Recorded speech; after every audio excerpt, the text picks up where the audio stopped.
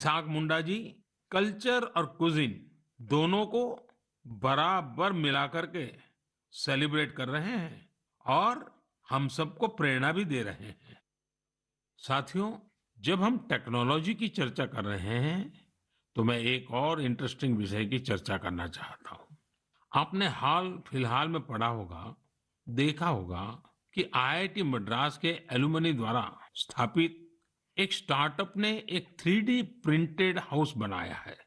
3D printing करके घर का निर्माण आखिर ये हुआ कैसे? दरअसल इस स्टार्टअप ने सबसे पहले 3D प्रिंटर में एक 3 डायमेंशनल डिजाइन को फीड किया और फिर एक विशेष प्रकार के कंक्रीट के माध्यम से लेयर बाय लेयर एक 3D स्ट्रक्चर फैब्रिकेट कर दिया। आपको यह जानकर खुशी होगी कि देश भर में इस प्रकार के कई प्रयोग हो रहे हैं।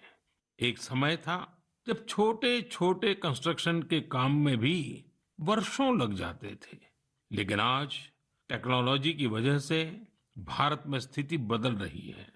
कुछ समय पहले हमने दुनिया भर की ऐसी इनोवेटिव कंपनीज को आमंत्रित करने के लिए एक global housing technology challenge launch किया था। ये देश में अपनी तरह का अलग तरह का अनोखा प्रयास है, इसलिए हमने इन्हें लाइट हाउस प्रोजेक्ट्स का नाम दिया।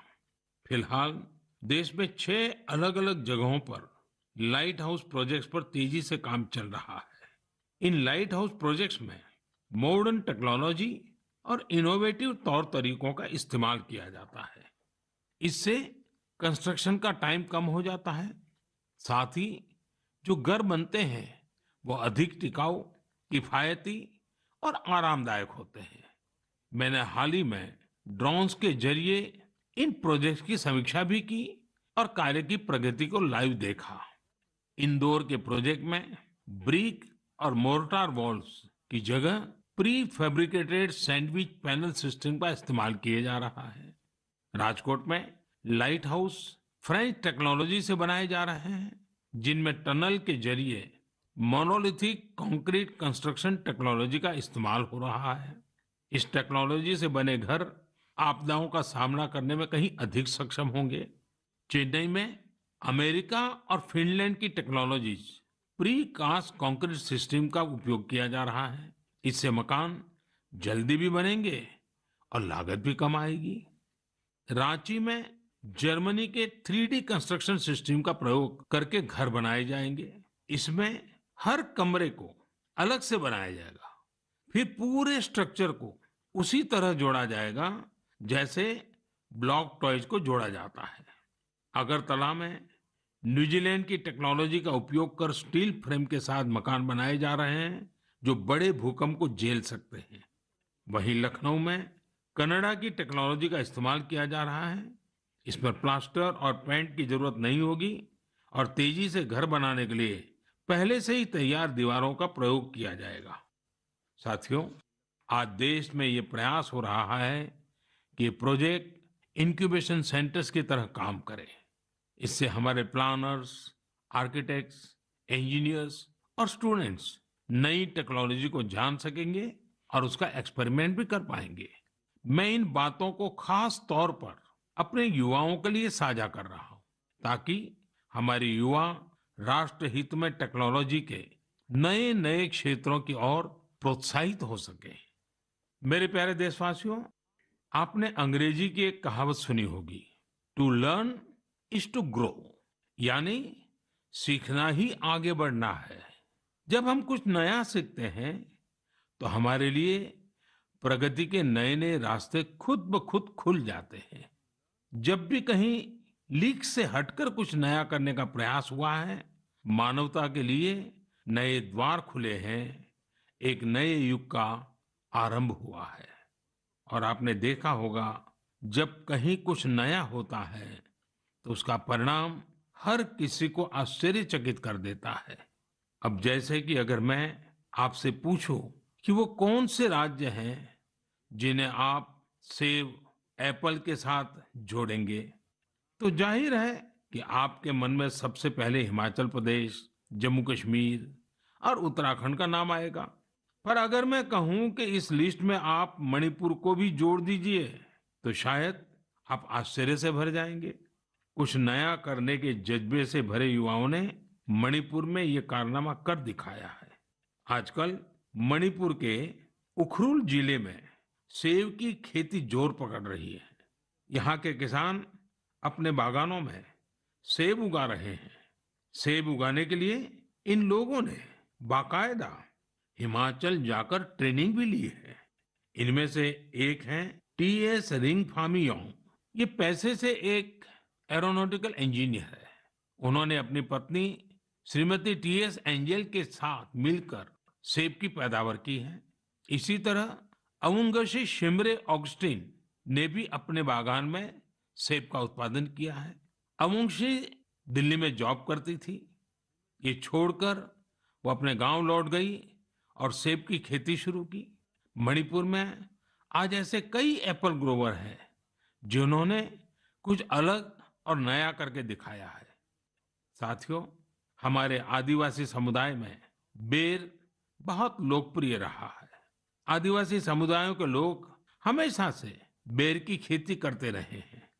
लेकिन कोविड-19 महामारी के बाद इसकी खेती विशेष रूप से बढ़ती जा रही है। त्रिपुरा के उनाकोटी के ऐसे ही 32 साल के मेरे युवा साथी हैं विक्रमजीत चकमा।